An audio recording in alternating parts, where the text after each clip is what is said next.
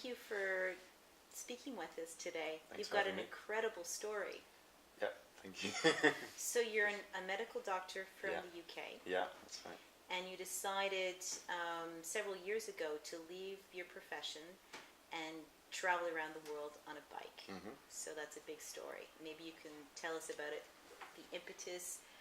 How did the whole thing start? Yeah, I think that the idea first came when I was 19. I was travelling through South America on a bicycle with my brother. So it was an incredible experience, but it was a big misadventure. You know, we made lots of mistakes along the way. The bicycles fell apart. We ran out of money, but it remained with me, the memory of it, because it was just a huge thing to do, and it was an introduction to why it's so great to travel by bicycle. I've always enjoyed travelling. I'd never really considered myself much of a cyclist, but by bicycle you're moving very slowly. You get to meet lots of people. It breaks down lots of barriers, and you really kind of feel part of the landscape. So those are the kind of things I liked about cycling. And then I went to medical school. I worked after that. So it took me a very long time to get around to it, but I had this idea that was kind of playing in my mind. Maybe one day I'd like to cycle all the way around the world. And eventually it came to a head when I was thinking, I have to decide, it's going to be now or never. Kind of, it was one of those moments. And it was a difficult decision because I enjoyed my job and I had my friends and family around me, and I thought, why am I giving all this up? It seemed like a very ungrateful thing to do. But at the same time, I was yearning for this big adventure. I wanted a new challenge. I wanted to be fitter and physically, healthier by travelling by bicycle. So there was probably lots of different things that played into this decision to leave.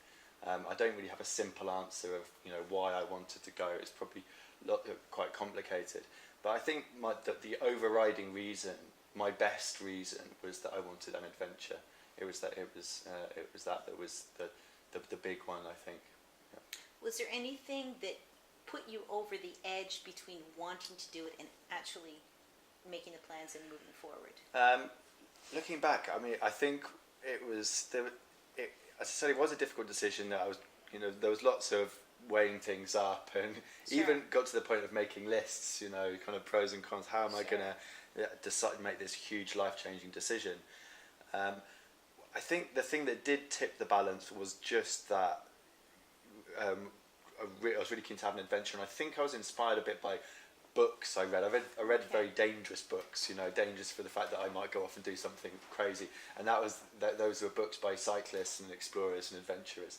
So those really inspired me to act. Wonderful. And so that's why I'm very keen now, when I'm giving talks and presentations, to try and inspire other people to go on adventures in the same way that I was inspired when I was just before I took off on this trip. Okay. Right. So you were inspired. You made the decision to go. Then you decided that you'd leave your medical career. What about the preparation for a trip like this? How long would it take? What would that look like? The preparation, I spent a couple of years getting everything in order, but in hindsight, there was a lot of things I did that I probably didn't need to do. Okay. So the main thing in setting off on any kind of adventure or journey, and it doesn't have to be travel, it could be anything, whether it's starting a business or whatever, any kind of journey in that sense, in a less literal sense. I think that the important thing is just starting it and beginning it. And lots of people don't begin things because they're frightened of failing, not succeeding, or some problems occurring along the way. But that's a really bad idea not to do it, isn't it? Because you don't know until you try. So there was that. And I was also, I think the other thing was that I was very afraid that I was going to have regrets, for the rest of my life if I didn't do this. So that was the other thing. So planning, I did plan a little bit about the gear that I was going to use. Didn't do any training because I thought I've got a lot of cycling ahead of me. I don't think I need to do a lot more. And I got fitter as I went. But I think generally speaking, for big projects, people probably put too much emphasis on all the planning and things, and you can plan for a long period of time and then you can never get around to starting. But the main thing is just doing it.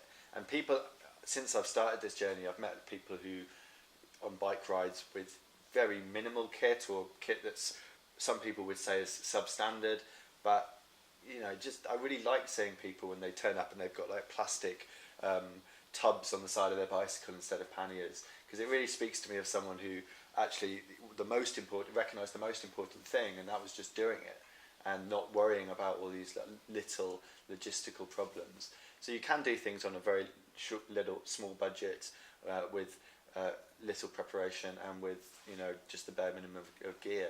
The main thing is having the desire to do it and making that big decision to go. Yeah. There's an interesting life lesson in there, in that self-doubt over just doing it, and you're saying that the importance is really just to take that step, whether it's if you have a calling, to start a business or do something small at a local level, but just getting over that self-doubt and moving forward. Yeah. I mean, that was one of the big problems I had at the beginning, self-doubt. I never saw myself as much of a cyclist. And on that first day, I didn't get very far. I cycled like half a mile down the road to the pub, and I was there for 4 hours, wondering what I'd got myself into, and trying to think up excuses. What can I tell people, because this is impossible. And everyone goes through that. Everyone can relate to self-doubt, sure. I think. And whenever I give presentations, that's something people can relate to a lot. But yeah, in the end of the day, I think sometimes it's very frightening to think of the whole project as one thing, and thinking of a 5 or 6 year bike ride was terrifying. So at that stage, I just kind of thought about the next bit. When I got to that bit, so taking it in small steps like that is a kind of helpful tactic. What do you have to do next? Yeah, and you use that actually for anything in life, sure. And it's something that gets taught in schools, and it's great that it does, because that kind of bite-sized pieces, it works very much what I had to do for medical school as well. When if you think of everything you have to take in, it's terrifying. But if you just break it into bits, it's okay. Okay, interesting. What about now? 55 countries. There's going to be lots of high points and probably some low points in there. Could you just walk us through a few of the high points and contrast them with the low points? Okay, well, let's start with the low points. Right. I think we've mentioned briefly, but beginning at the start, having this massive moment of self-doubt. So the first day was one of the hardest days of the whole trip. After that, I had a problem with my knee, where my left knee was swelling up. It's painful. Aye. And when I got a scan, I saw that 2 centimetres of cartilage had come loose. Aye. This was quite early on in the beginning of the trip. I'd only been away for a few months. And so this was devastating. I'd invested so much in this dream to cycle around the world. Sure. I told everyone I was going, and suddenly this was in jeopardy. And I didn't have any choice. I had to return home. I had to have surgery on the knee. And there was a big question mark over the journey as to whether I could continue, whether the knee was going to cause more problems. So that was a definite low point, and I remember feeling really despondent at the time, really kind of heartbroken, really. But luckily the knee's fine now. I got better. I had the surgery, got back on the bicycle after a couple of months, and I was able to continue. And the other low point, I suppose, I get lonely at times. I mean, physically, this journey's not very difficult. You adjust, after a while you get fitter, your body adjusts, but mentally it's much tougher. And that's about spending time on your own and no familiarity, and those kind of things make it difficult. And also being cold, I really detest being cold. So I don't know why I'm heading to Mongolia this winter. It seems a slightly perverse decision, but that's the plan. High points. I think there's certain memories that I've got. Reaching the end of a stage of the journey is always a high point. So I remember the first time you see Table Mountain come into view towards the end of Africa. Right. Getting to the end of the road in Alaska, where you can't go any further north.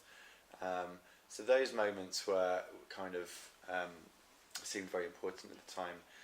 And then certain things that are real adventures, so crossing the salt flats in Bolivia by bicycle, and things like that. They stick in my mind more for the scenery, I think, than anything else. What about the high points and the people that you met along the way? You must have met come across some fantastic stories. Yeah, so those high points come really in countries that I'm a bit wary of, and when I've been shown unusual amounts of hospitality. So Syria, for example, I was a little bit worried before I got there. I was Sure. there before the recent conflict, Sure. but it was a scary place to be. I heard lots of negative things from people back at home, but of course when I crossed the border, I had more hospitality in Syria than anywhere else. Really? And my enduring memory from Syria is my turning 30. It's my birthday, and a family saw me and they invited me into their home and dressed me up in Arabic clothes and threw me this kind of impromptu birthday party. So amazing hospitality, and especially welcome because it was a country I was a bit on edge about. Beautiful. That's great. And talking about individuals, you will have, 55 countries. You're going to come across lots of,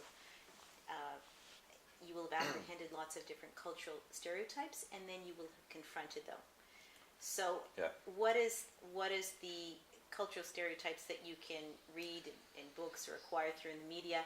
How do they play out against the reality? Because few people have had that type of experience over and over and over again. I mean, I think my advice to anybody who's travelling, I think this is important to message in schools. I think the best thing is to try and not think of cultural stereotypes, and because you're constantly surprised and you're constantly, it's never quite what you think it's going to be, and I've learnt to trust people during this journey. But I do think it's best to try and in certain places where you think it's going to be a way, you try and not think along those lines, because if you do that, I think it becomes you get less out of the experience of travel, and you don't if you're not open to, you become closed off to how you think a place is going to be.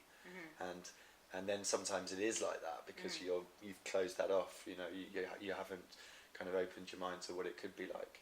So I would say the best thing is to try and do what you can to push those cultural stereotypes to the back of your mind, and then try and leave yourself as open as possible to the new place.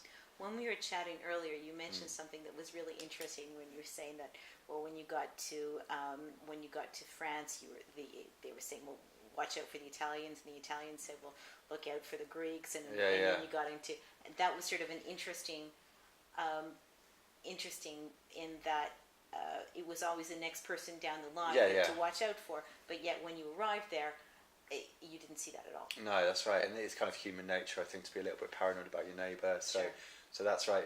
In Western Europe it was Eastern Europe with the problem, and then in Eastern Europe it was the Turks, and then the Arabs, and then the Africans, and it kind of just repeats itself around the world. So you learn to grow numb to those warnings of the kind of these sort of bad people, next door. And I had very few problems with people, and in fact I'd been rough camping. I would say, at a rough estimate, I'm probably getting on for 700-800 nights, maybe 1,000 nights by the side of the road in my tent, not in a campsite, just rough camping. So that's potentially a bit of you're vulnerable, potentially dangerous situation. Yet, I can count on one hand how many problems real problems I've had with people who wanted something from me or were making threats or something like that. So, I mean, that's taught me the world's a much friendlier place than it's often portrayed to be, and that's why it's so important to travel. Yeah. That's a great message. That's a great message. That's a wonderful message to end on. But I just want to ask one more thing, if you don't mind me. For people, you've had a wonderful adventure, and not everybody's going to be able to make that step to make that size of an adventure. I mean, that's significantly life changing. What would you say to people, individuals who are, interested, doing a small adventure, going camping for 3 days in a row, or taking a trip traveling, or starting on a new company, and are a little bit worried? Yeah. So what would your advice be? I think my advice would be, so get started, whatever it is. I think if you have an idea of an adventure in mind, I think that the best thing to do is to tell everybody about it. If you tell a lot of your friends and people around you, two things happen, which is what happened to me. Is first of all, it's very hard to back out of it once you told everybody. So that's a kind of a good thing. But the other thing is that you'll start to get help from people. And if you are planning something ambitious, if you're planning an adventure or whatever, if you can get people excited about your plan and get them on side, then things become a lot easier. And if you're planning something ambitious, that's important. So so that's a big bit of my advice would be to try and get other people, behind you. Try and get other people excited about your plan. But yeah, as I say, I think an adventure lies everywhere. It doesn't really have to be necessarily cycling around the world. It can be anything. The main thing is just beginning it. Also, I was never a cyclist, really. I certainly wasn't an athlete or anything like that.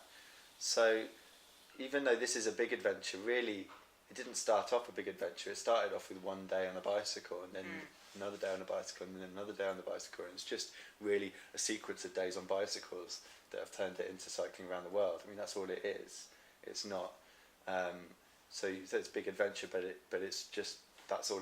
You're just doing that repeatedly, And anyone can do that. You don't need any special skills or abilities. Right. So it's just perseverance, really. Right. That's what it is. Okay, perseverance is a big one. One other question. Yeah. If your hat could talk, it would Yeah. write encyclopedias. Yeah. Tell me about your friend. Yeah, he might be Yeah. talking soon. Yeah, if I keep wearing him. Yeah. This is Clive. Okay. I've had Clive since Peru. I get a little bit attached to belongings that I've had for a certain amount of time, and I'm just thinking the other day of the stuff that I've still got from the beginning of my journey, and it's virtually nothing. I think it's the same camera, and I have the bicycle frame, and that's about it. I don't think I've got anything else that I started with. Wow. So anything that I've had for a while, I kind of get attached to, and I'm definitely attached to Clive. And it's also, I'm losing my hair. I'm coming to terms with that. So Clive is able to kind of cover that up a little bit. Great. Yeah. Okay. Also, I have to look the part. People won't believe I've been cycling around the world if I didn't have a cap that was falling apart. This is true. Yeah. This does tell of a long journey, Yeah. Clive. Yeah. All right. Well, Stephen, thank you very much. Thanks very much. Much appreciated. Thank you. Thank you.